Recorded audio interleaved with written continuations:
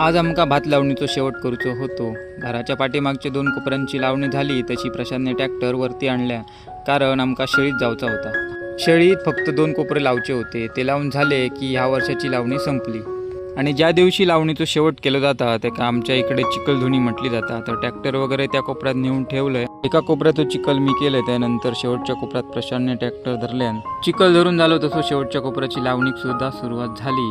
जसं शेवटचं कोपर अर्धो लावला मधोमध 5 ते 6 आवे अशा प्रकारे लावचे लागतात, जसे आज आईन लावल्यान। शेवटच्या कोपऱ्यात लावणी झाली की तरव्याचो आवो ह्यो तुळशीत नेऊन ठेवचो लागतात। तर तेऱ्याच्या पाण्यात आईन तरव्याचो आवो घेतल्यान आणि घरात जाऊन निघाली। त्यानंतर आम्ही सुद्धा ट्रॅक्टर घेऊन घराकडे जाऊन निघालो। चिखलान अंग माखलेला, आज खऱ्या अर्थान चिखलधुनी झालेली। घराकडे येऊन आईन तो तरव्याचो आवो अशा प्रकारे तुळशीत लावल्यान आणि आज चिखलधुनी पार पडली। त्यानंतर महत्त्वाचा काम ता म्हणजे ट्रॅक्टर धुना।